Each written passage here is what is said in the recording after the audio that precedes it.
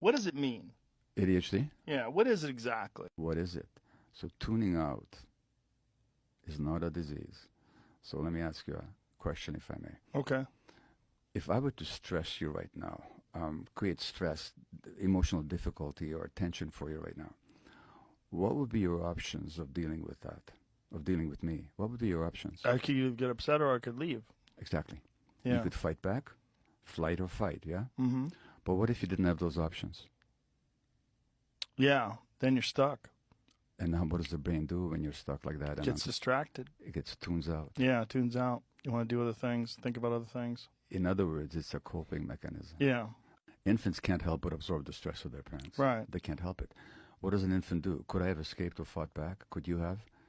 All we could do is tune out. Yes. But when is this tuning out happening? When our brain is being developed. Right. And our brain, this is the part that nobody taught me in medical school, but it turns out that brain science now teaches us that the human brain develops under the impact of the environment.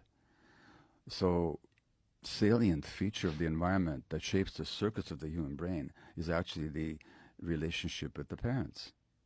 And if the parents are present and emotionally attuned and available, the child brains develop properly.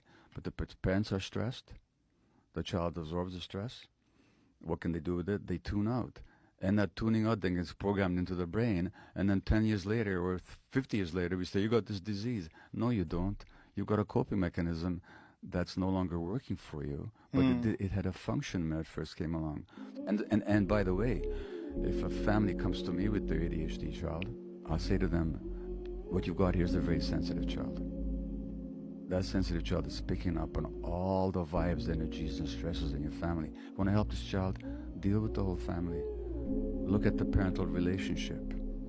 Look at what stress is there in your life. Look at how you react to the child. Look at, do you understand the child's behavior or the emotions that the child is having, or are you just trying to control the child's behaviors? Look at all that.